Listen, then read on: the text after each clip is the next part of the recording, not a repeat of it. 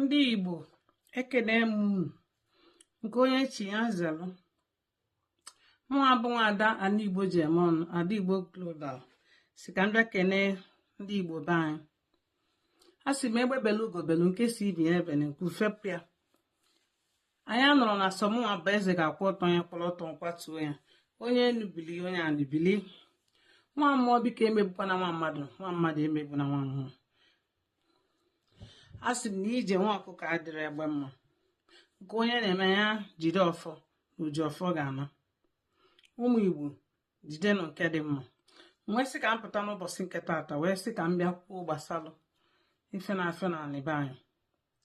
Ụmụ Igbo, kedu ife bụ nsogbu anyị? Ọ gịnị na-eme ife a na-afịa? Ma ndị Reverend Fathers afa na-apụta na soshal midia wee na-ekwu nta na-ekwu imo. Ọ bụ gịnị bụ nsogbu? Mana ife njigodi pụta bụ maka ife a na-eme kịta ka m fụ ife mee Kraịst ji bịa n'ụwa. Maka ndị si na ada agwa ndị echile echichi okwu, ada agwa ndị echile echichi okwu, or from pit of hell, or from the pit of hell, law of the pit of hell, or law of the carnal world, or law from the Holy Spirit. Anyị ncha bụ ofu n'iru Chukwu. So n'elu ụwa ka a na-aza Reverend Sister, Reverend Father, Mother, Father. Onye nwa n'iru Chukwu onye ọbụla anyị ncha bụ the same, enwero nwoke enwero nwaanyị. Maka ndị na-asị na ada agwa ndị echile echichi okwu, onye ọbụla echile echichi na-eme ife o kwesịrị na ọ ga-eme, onwere onye ga-agwa ya okwu. Maka na onye na-eme, onye ọbụla echile echichi na-ada eme ife o kwesịrị ime ịgwara ya okwu, ịnwụọ Chukwu ga-ajụ gị ikwukwere okwu.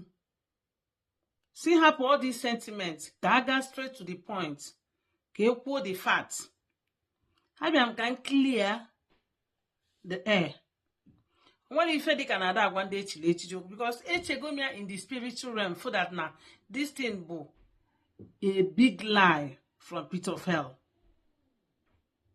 Onye echile echichi ada eme ife o kwesịrị ime, kedu onye ga-agwa ya okwu? Onye ga-agwa ya okwu is from direct from the spirit, and onye spirit chọrọ use ka ọ ga-use.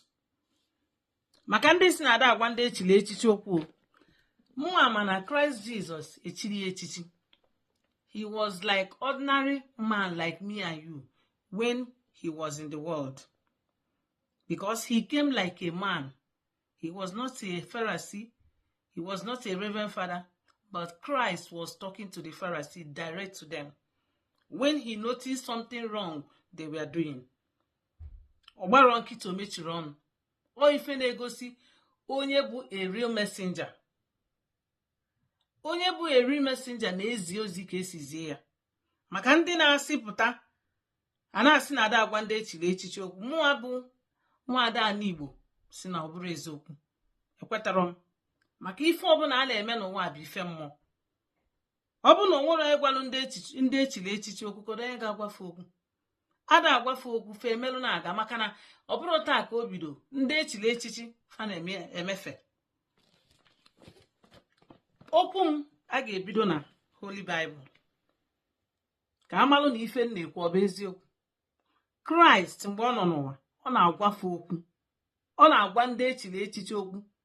John the Baptist did the same in his own time. He was telling those ones doing the wrong things then.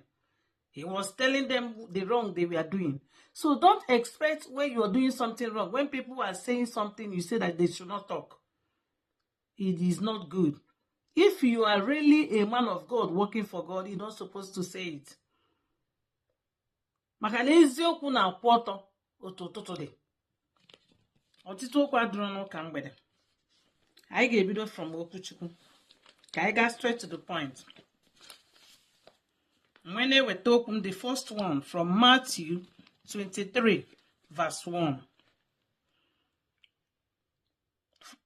down to 3.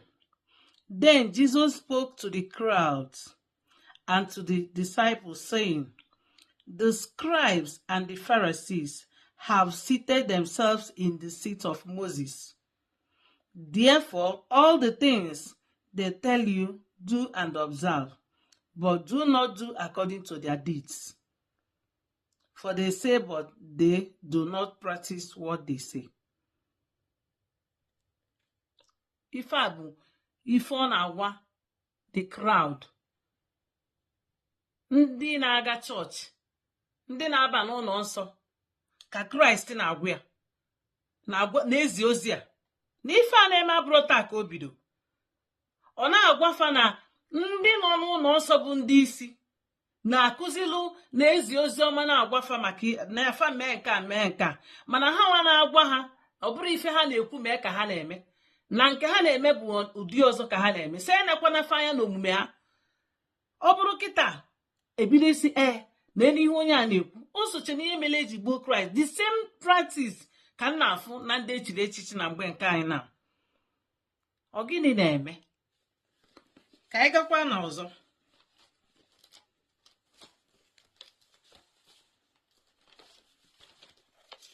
Luke chapter 11 verse 39 to 40.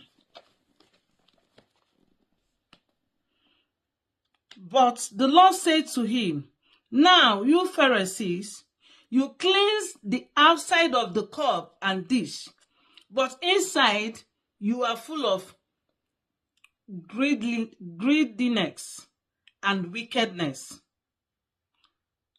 Unreasonable ones, the one who made the outside made also the inside, did he not?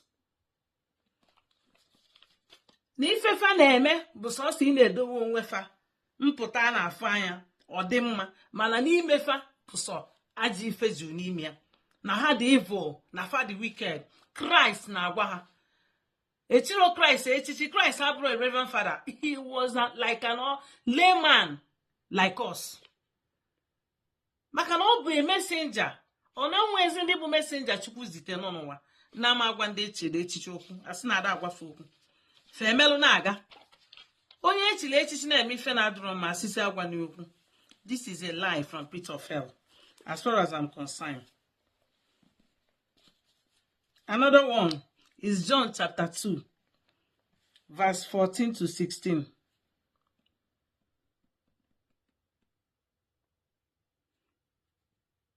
He found in the temple those selling cattle and sheep and doves, and the money brokers in their seats. So after making a whip of ropes, he drove all those with the sheep and cattle out of the temple, and he poured out the coins of the money changers and overturned their tables. And he said to those selling the dove, take these things away from here.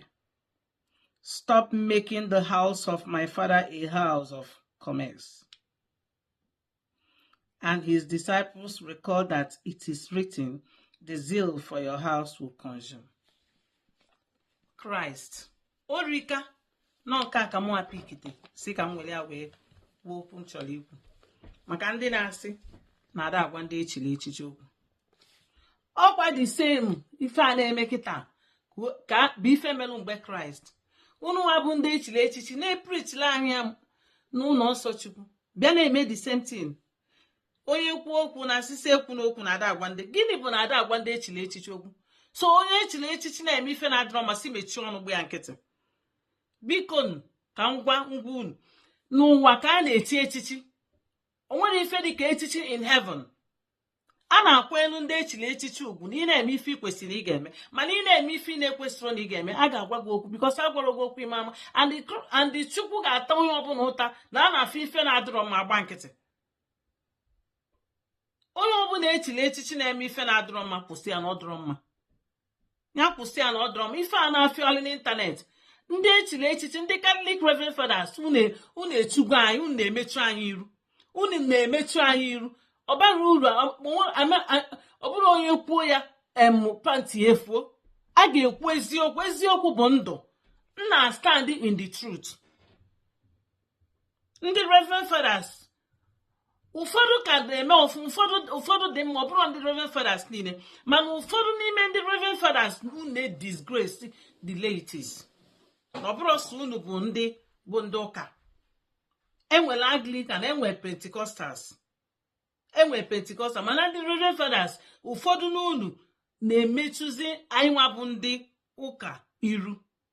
Unu pụta na social media, ọ bụrụzie na social media ka unu na-apụta na-ekwu okwu, onye na-ekwu okwu ka a ga-asị na ọ na-ekwuzi okwu otu sọlịa, olofuzie na o echiri ya echichi. Ebe ị ma na ịchọrọ ka a gwa gị okwu ka onye echiri echichi, ichefuo na echi gị echichi, na-ekwu okwu ka eleman gwazie gị okwu, isi na eleman ekwesịrị ịgwa onye echiri echichi okwu. Kedu who does that? Ebe ka ọ na-eme? What is the problem? Because of evangelist Chukwuebuka Noziobi bụ the problem. The same thing made Christ when he was in the world. That is exactly what we are seeing. Everything you people are doing is like pointing at him. He did this, he did that. Onye unu na-akpa afa ada ekwucham, onwere onye ọ na-asa okwu, onwere onye ọ na-etinyere ọnụ. You people keep mentioning his name, pointing at him, calling him my dear. Oh my God, this is not a good thing. And maka ndị na-asị na ndị Zionite na-akpali mmadụ, na ndị Zionite na fadi rugged, ọta ka o bido n'Enugu mgbe adoration nwere problem.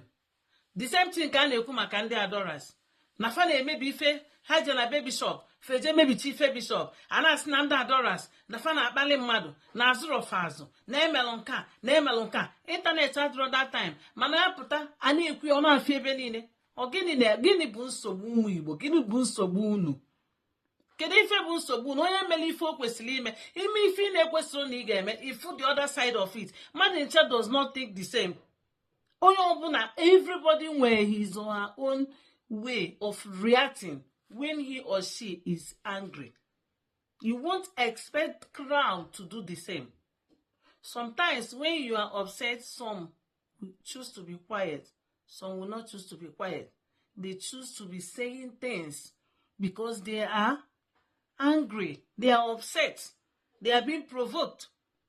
Especially mgbe bịa na emejọ maọbụ na-ekwugide ma ọ na-eme somebody mmadụ like ị na-emeji onwe ndị na-adị edi nwe ya, ị na-ekwu a lot of things against the person. Ebuka Obi na-help a lot of people. Ebuka Obi lift go a lot of people from bondage, from sorrow, change a lot of people's life, families.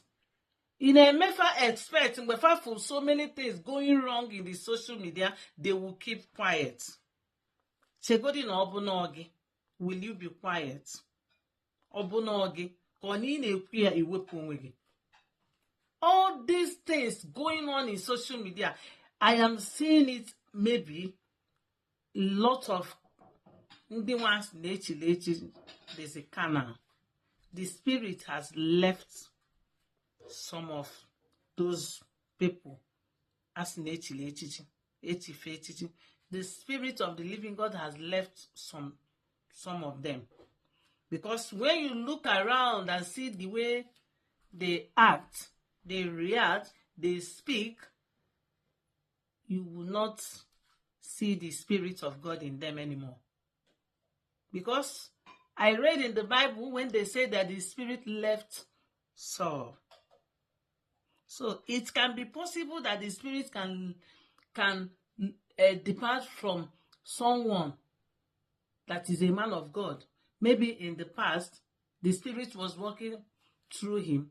Maybe something went wrong, the spirit will depart.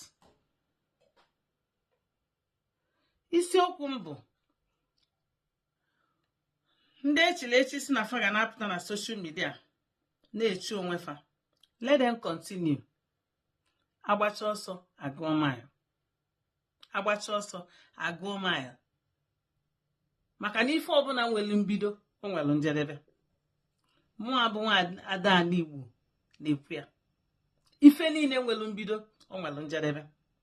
Ọkwa ife ọ bụ na ife Ebuka Obi na-eme bụ ife na-esiro n'aka Chukwu, anyị ncha ga-afụkwa ya, anyị ga-anọfu ya otu ọ ga-esi end.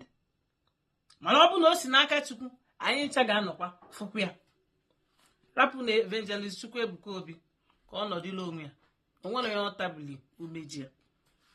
Ọ bụrụ na o nwere onye ọ tabili umeji ya, onwe ife o mee na-adịrọ mma, onye ọbụla fụ na-adịrọ mma. Ọ bụrụ na soshal midia ka unu ga-asa ọbịa, mana unu sizie na unu ga-apụta na soshal midia na-agbụ ka nkịta ala na-enwere onye na-echi ya, na-achụ ya ma ọ na-edu ya, gbọwazie na ụja. Unu gbọgide ụja, nkịta na-agba ụja na-agba ọgbọgide ụja, ọgbọgide ụja ike gwụ ya, ọ kwụsị ịgba ụja, ọ gwụcha ka ọra m. A sị m onye ọbụla bụ onye Igbo, jidenụ nke dị mma. Ọ bụ na ekpele ka ị na-ekpe, kpesibe ya bụ ekpele ike n'ụwa dị spiritual. Esikwa nna omenala ka ị na-eme, kpesiwe omenala gị ike. Mma na onye ọbụla etinyekwa n'aka n'iwepụ ndụ mmadụ, ma ọ bụ imenwe mmadụ obi, ma ọ bụ ịnalụ mmadụ oke ya. Anịbe anyị na-asị ya nsọ, onye ọbụla na-etinye aka n'ime ya ga-eji isi ya isi ya ga-atọ n'ala, ndị ọ ga-eji anya wee fụ ntị ya. Otu a m kwuru ya ka ọ dị. Ise n'ike ụmụ Igbo, ọ ga-adị. Ọ ka pụrụ ịtọkwa mụ abụ nwa Adaigbo ji eme ọnụ, Adaigbo Global, ọ mụ na-ekwu, ọ ga-adị.